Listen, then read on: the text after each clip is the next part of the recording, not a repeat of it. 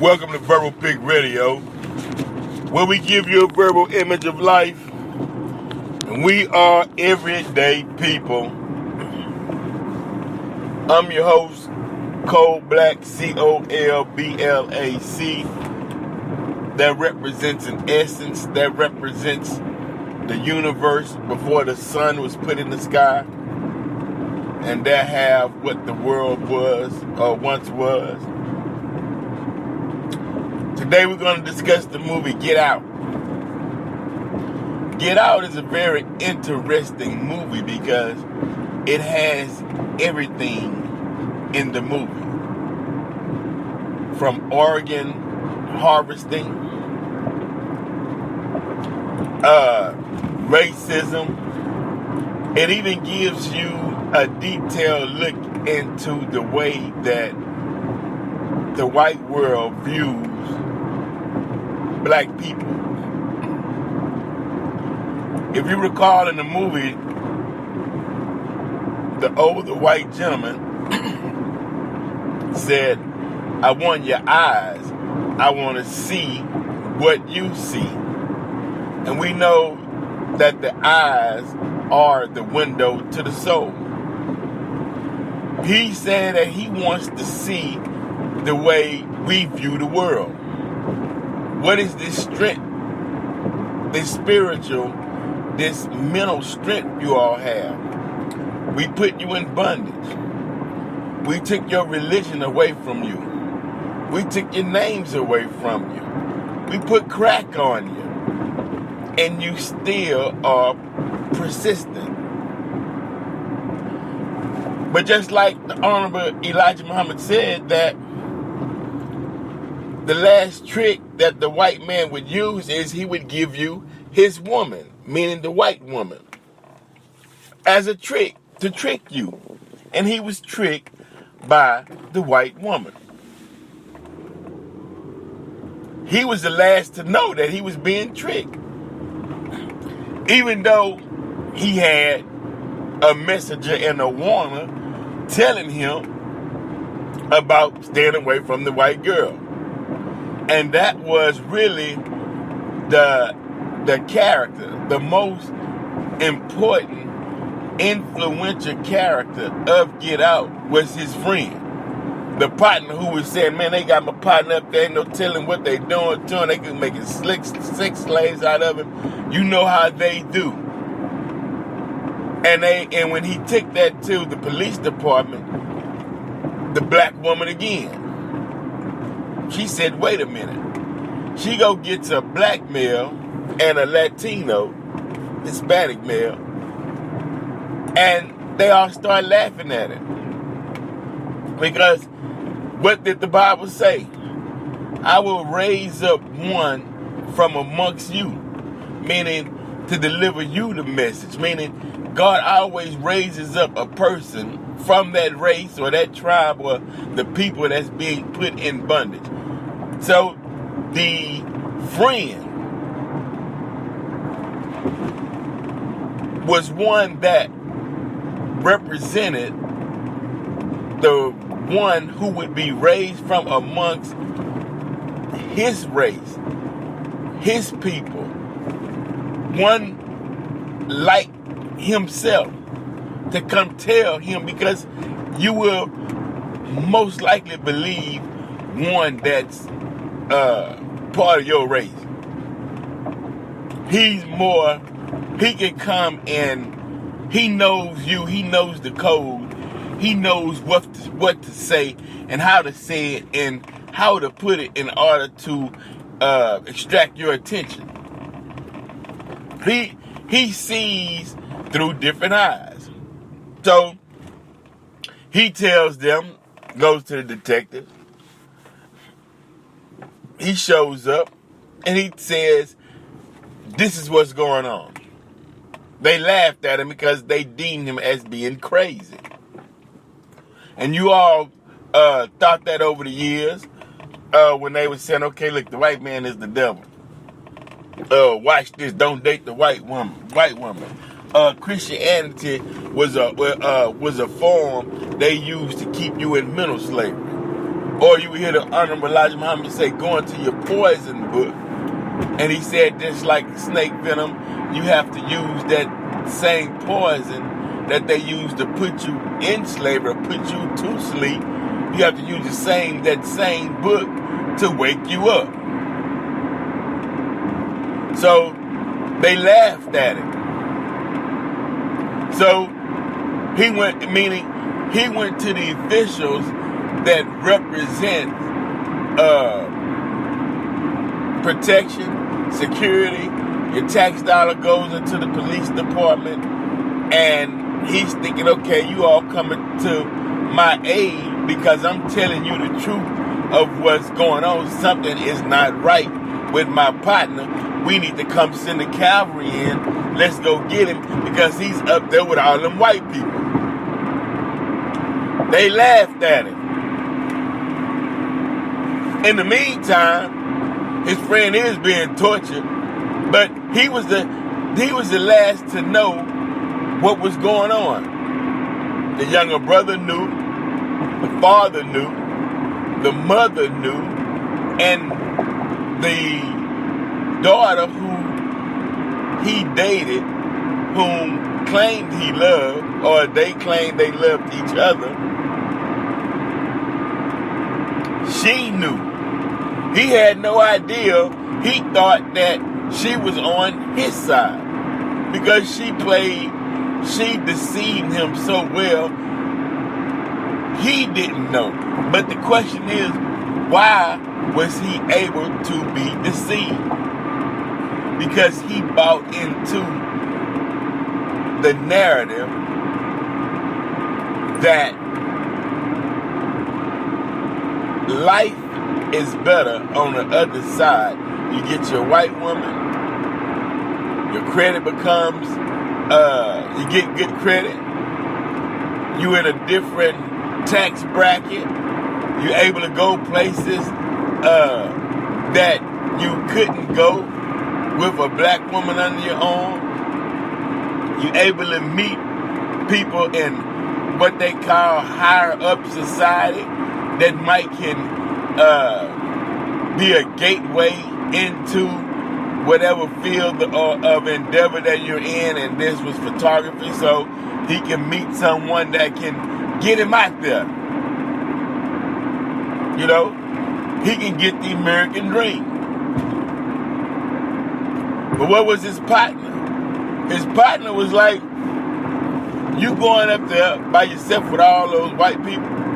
And he was telling the young lady that he was dating, the white girl, like, you know, man, you know, I feel kind of strange. I'm going up there, only black your parents, and my parents not prejudiced.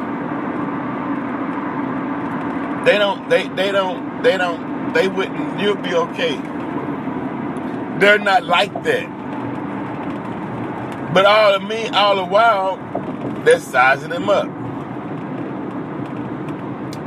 Yeah, he can run faster. We want his legs. I mean, they viewing him as a sort of elixir or a sort of a magical being in a sense. I can run faster with your legs. With that frame and your height and that body size, man, you'd be a beast.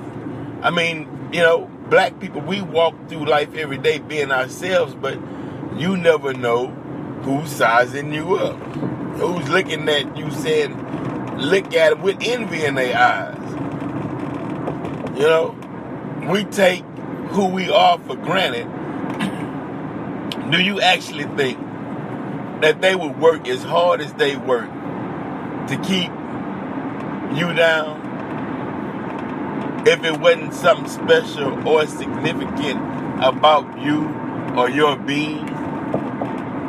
They rewrite books. They change narratives to stories. They will even paint a person who was black in the past. They'll make them white, like in the case of John Hanson, one of the first presidents of the United States before George Washington, before they had the Constitution. Now today, they'll paint him as being white, but in the past, he was a black man.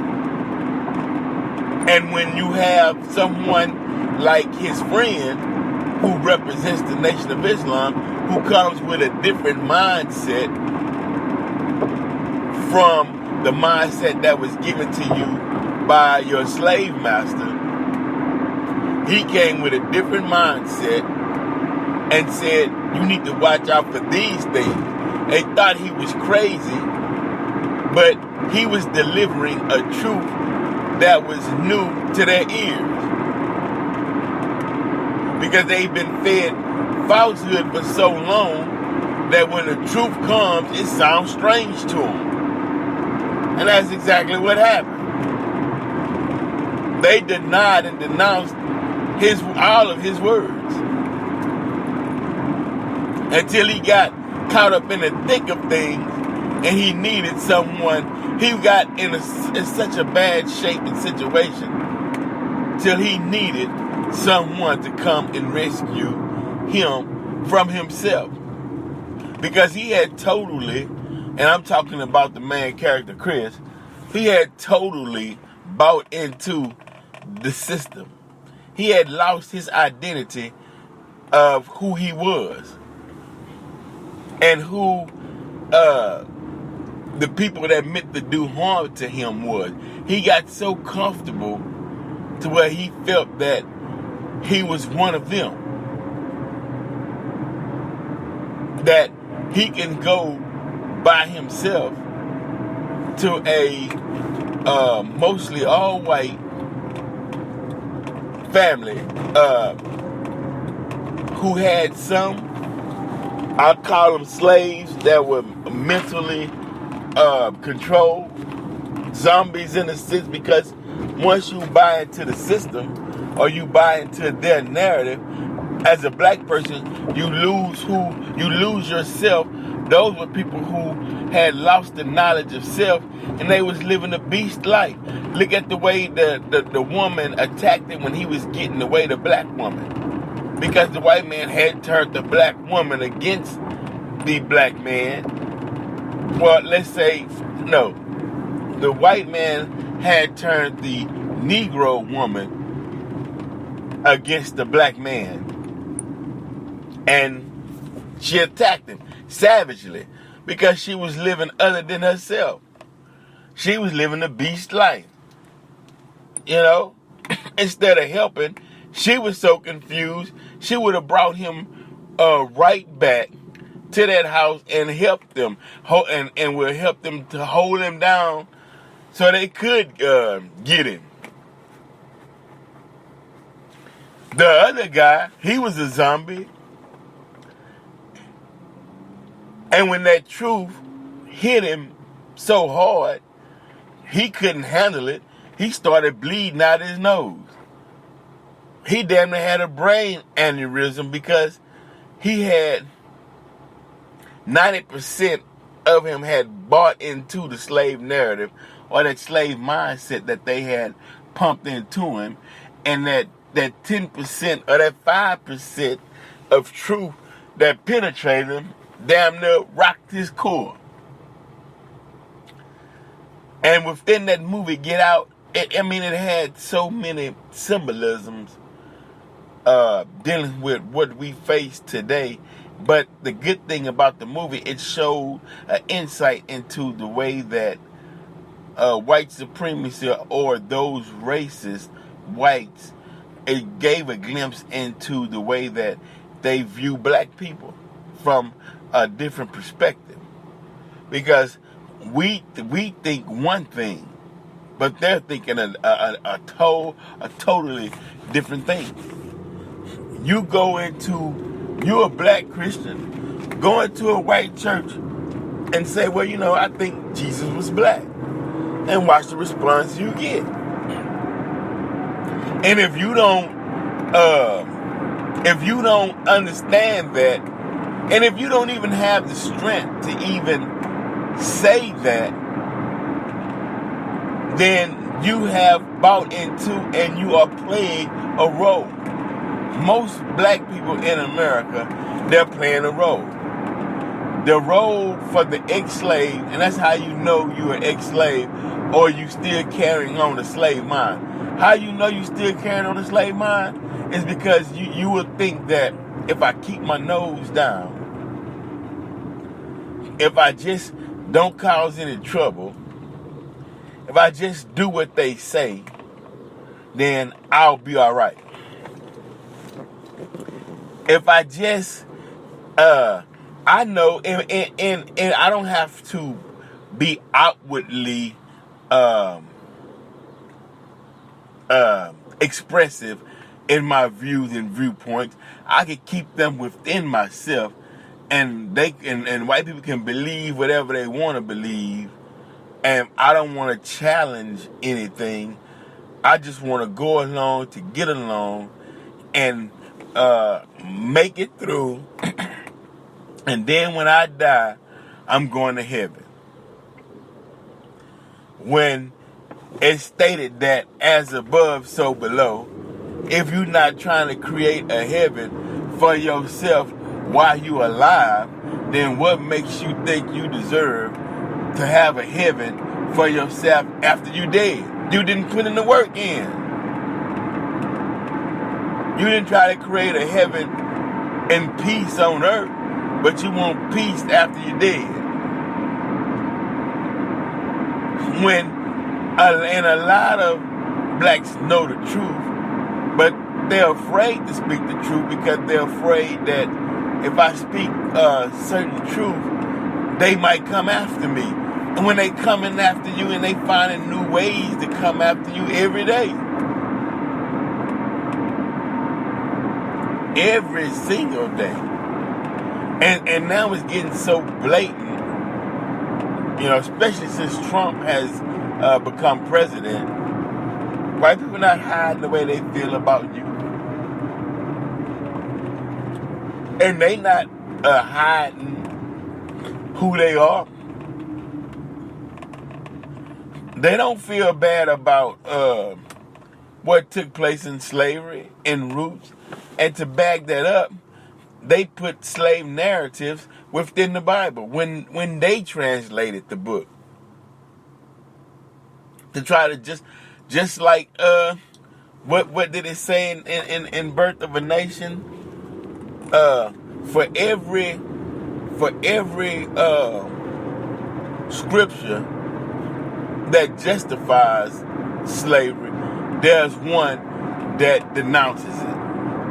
To let you know that they were arguing with the book when they translated the book.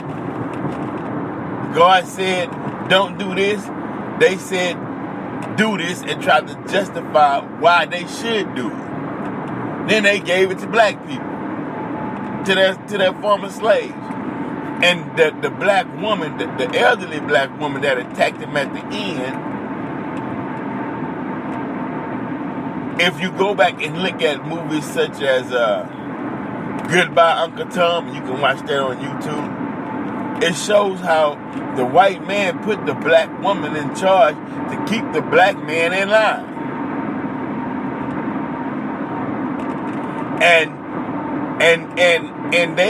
black women are happy with a subtle reward that they get by keeping the black man in line, because they'll get a job well done or a smile from their former slave master, and they're content with that. They're happy with that, because in their mind they feel like they're doing their job.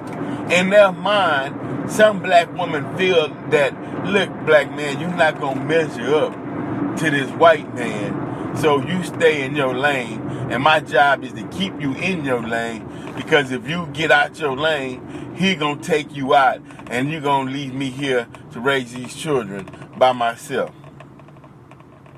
Instead of telling him that, look here, you are the first, the original creation on the planet Earth. So if you don't get out here and I smart this devil, something is wrong with you. That's the message she should be giving him. Not feeding the fear of Christianity. Don't pump that into the black man to keep creating that slave narrative. Those days are dead. It's gone. It's over with. But you'll find, and what the movie so elegantly displayed, that in 2017, the same slave roles are being played out in today's time, and the one who broke out of it and see things from a different reality is being called crazy. His friend was being called crazy, but his friend understood, and who came to his rescue in the end? The one who thought 180 degrees different from everybody else. Because he had insight that no one else had. And then, if you notice, everything that he shared, that he believed in, and we talking about the main character, Chris, they tried to take that away from him. And they took it away from him. Photographer, they wanted to take his eyes. Because he said he wanted to see what he sees. He believed in that white girl. Took that away from him. And then she turned on him. Everything that he believed in, they wanted to take it from him. To make him a slave. Back in the slavery days, when they were making the slave, everything that gave you strength, your history, your culture, your original name, your original religion, your original self, they had to take that from you because you relied on that to give you strength. Anything that you rely on to give you strength, they will try to take from you. Now, just run the test. Go to any white person, and speak highly of what you like, and they will congratulate you. But at the end of it, before it's over with, they'll slip something negative into it. Can't help it. They will always slip something negative into their congratulations of what you are trying to accomplish. And you be so happy to share with them because you want to prove to them that you're smart too. You know things too. But at the end of the conversation, they'll always, and they will never hold you, your kind, and your thoughts above their own. See, black people don't have a problem with saying, man,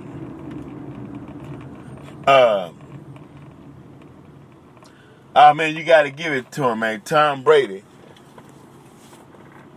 is a good quarterback. Black folks don't mind saying he probably was the greatest quarterback ever. Black people say that. But see how many white people you can find that would say Barack Obama was the greatest president America has ever had. See how many white people will say Michelle Obama was the greatest first lady that America ever had. Go do your test and go ask. Not gonna find that many. Not at all. Yeah, you're not gonna find that many. They gonna bring up one of their own. We the only ones that'll put somebody else above our own. But that comes through being trained and walking around with that slave mind. That's the facts. That's just what it is. But And when you, and those of you who've seen Get Out and you go watch it again, look how different his friend was who came to his rescue, which is stating that you have to accept your own and be yourself. When you falling in the muck, that's the purpose of a brotherhood, where they pick you back up and you keep moving. The friend didn't give up on him, because even she tried to make it seem as though, and he thought in his mind that his friend wanted his white woman. When his friend was saying, nah, man, I'm trying to tell you to get away from her, because he knows what they do. He was starting to turn.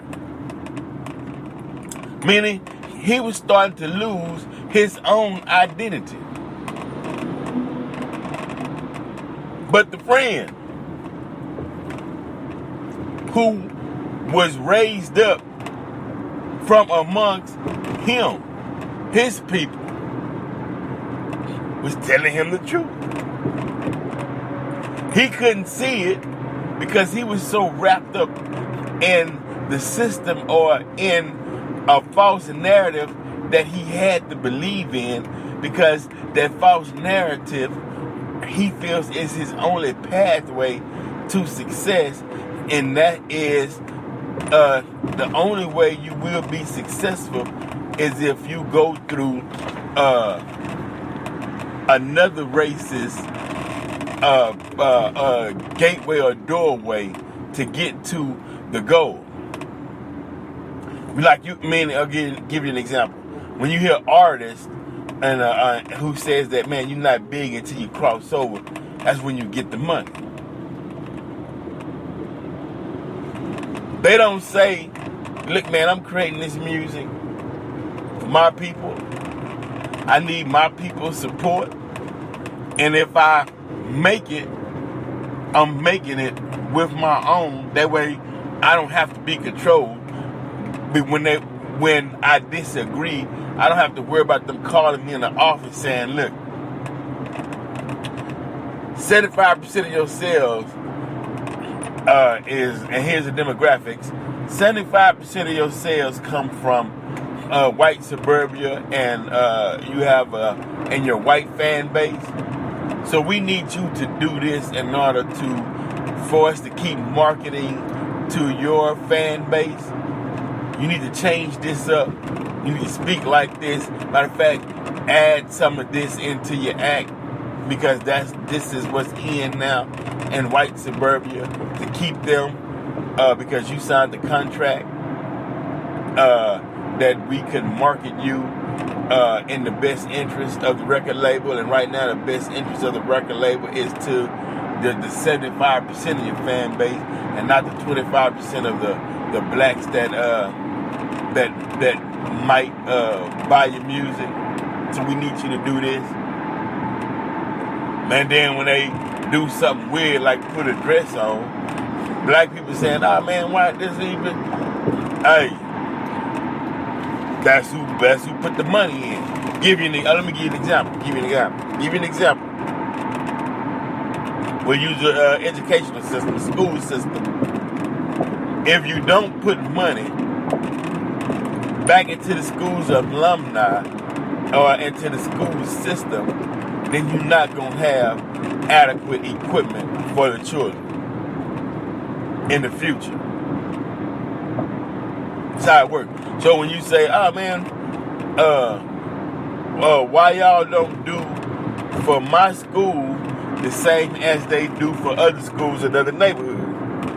Then they'll put out the paperwork. Well, because the parents, they spend this much time with their kids' education, and this is the amount of money that they put back into the school system, so you can have a voice and leeway. In a capitalistic society, if you put money down on the table, then that makes your voice loud.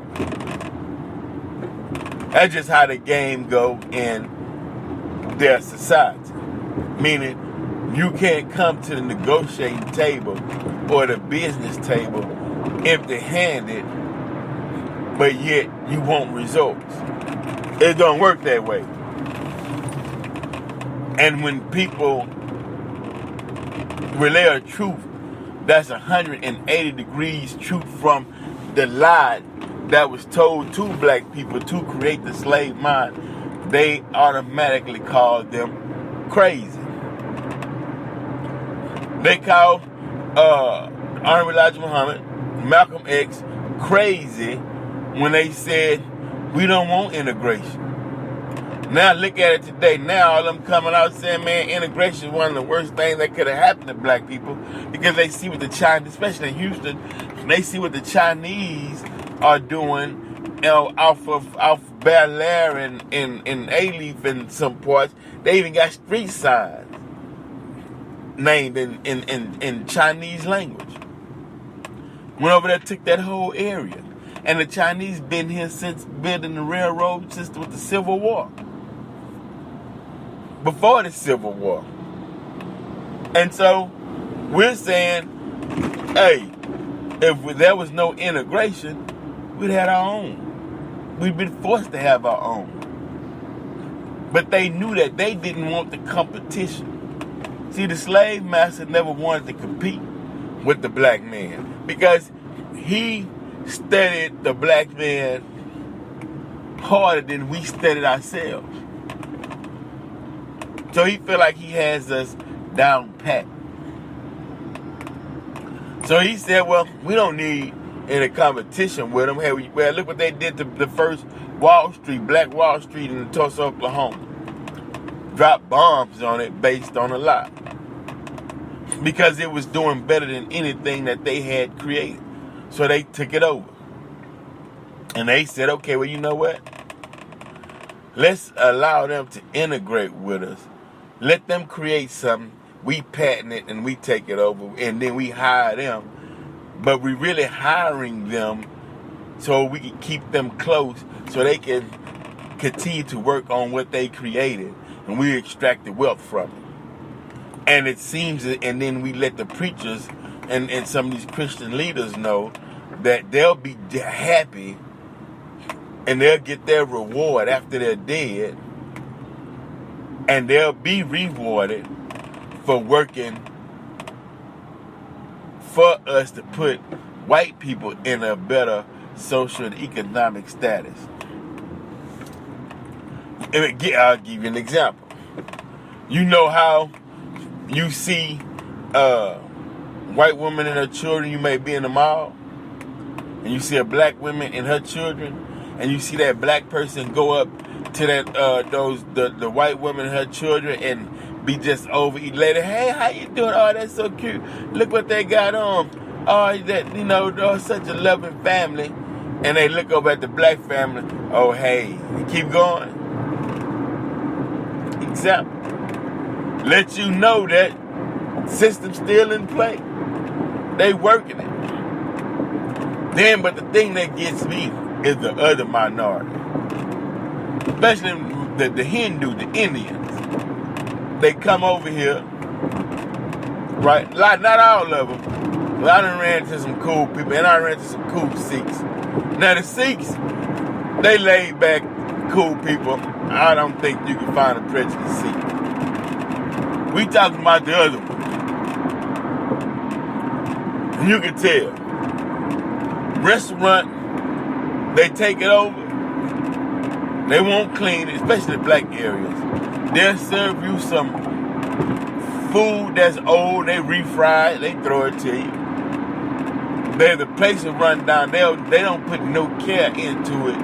They just want to extract the money because in their mindset, they're saying it's in the black neighborhood, feed it to them, they'll eat anything. Their stomachs can take it. The old food, you make sure you give it to the black first. But anybody white that comes through the drive-thru or comes through the restaurant, you make sure you give them the fresh food. You try to do business with them, in their mind, they feel as though they better than you are. So when the white guy came through and was shooting and mistake them from Arabs or whatever, it was just really showing them that they still see you as a nigga in America. They can't tell the difference. They can't tell the difference between you, the African, Middle Eastern, some black folks, Latino. They don't know. All they know is you not white. So they'll pick you out the crowd and say, get out of my country. Shoot at you. Kill one. And then the next day, you still get up in the morning, go to your place of business that you own, and give black people crappy service. Instead of teaching what you've learned from the East to see if what we know in the West, if we can put it together and come up with a solution.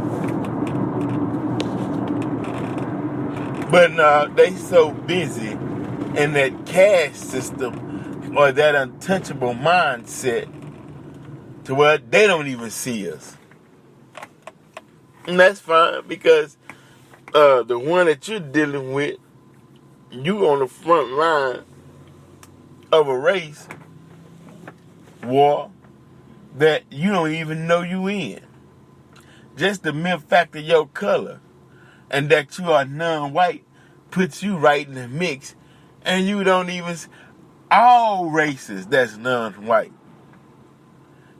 is in the thick of it and don't even know it. Because in your mind, you saying, I'm better than black, or at least I'm not being treated as blacks are treated. Matter of fact, I will help white people treat black people bad to prove to white people that I'm on their side, and they fail to realize they still see you as a nigga saying nigga.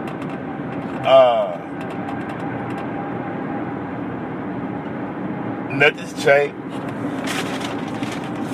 They don't hide the fact. You the only one that's under some type of an illusion. But the movie Get Out, like I said, had a lot of symbolism. It was a good movie. It really detailed basically everything in a sense. It showed, once again, we're going to recap. It showed how, in the end, when a black woman attacked him, how they turned the black woman against the black man through a system, white supremacy, racism, slave narrative.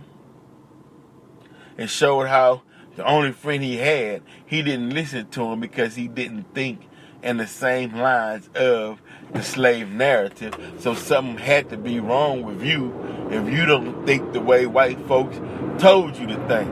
You don't think Jesus white. You don't think the preacher should have all black people money and have black people living in poverty.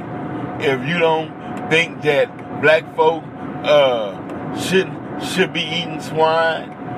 If you don't think in the slave narrative that was given to black folks during slavery, if you think anything other than that, something is wrong with you in their minds. That's in the slave mind. Slave mind would call you crazy for thinking differently than what was given to them to think. They'll point you out as though you mention the name Noble Drew Ali or Marcus Garvey or Honorable Elijah Muhammad, and they'll think you're crazy. If you say, well, no, I wasn't with Martin Luther King, man, I was more with Malcolm, you're crazy. If you say that, no, I like the teachings of the Honorable Elijah Muhammad because it's right and exact and it's based on mathematics, and it will not and it cannot lead you astray, let's say you crazy. But yet at the same time, they caught in the slave narrative. They see life through the eyes of a former slave. A lot of people do. That's just facts. And you can tell by how they gravitate to, or how people will live out what the slave doctrine or theology or teachings, what was taught to black people, how they afraid to get off from up under that teaching. It's almost like a cadence. And it's being bagged up by the church. And the reason why homosexuality is so rampant in the church now, because the church was never taught to stand for the Creator and the truths that were in the Bible. That's why white people could come in the church and say, look, you need to let more gays in. Even though they know it's against the book, they still let them in. Then they'll come up with a reason why we are God's children. Man, if the Creator called this act an abomination and you believe in that book, would you let an abomination in your house? Would you let Satan, the Grim Reaper, and they say, look, I'm here. If they say, look, if you let me in your house, I'm here to destroy you and your house. That's my mission. Would you open the door and let them in? Because someone else said, hey, look, you wanna get this 501c3 money? Bow down, let them in. Can you do? So, hey, the movie Get Out sparked a new paradigm. Right now, you have a lot of black people, after seeing that movie, woke up, their consciousness kicked in. So we gotta keep having discussions on truth and knowledge to keep them from falling back to sleep. Because a lot of people are wide awake right now. And watch in the near future, there will be movies, there'll be songs, there'll be shows, plays, there'll be public displays of a narrative to put black people back to sleep. They will work day and night. They will work hard in putting black folks back to sleep after this movie Get Out. Watch the next big movie that come out. It'll be a movie to where black people going through hell, and a white hand gonna reach down out the clouds with the sun shining and gonna stand them back on their feet, and they gonna smile at them, and the black person gonna be crying, gonna be looking at them like, thank you, Jesus, and I wouldn't have made it without you, and it's all Hollywood. Verbal Pig Radio, we out.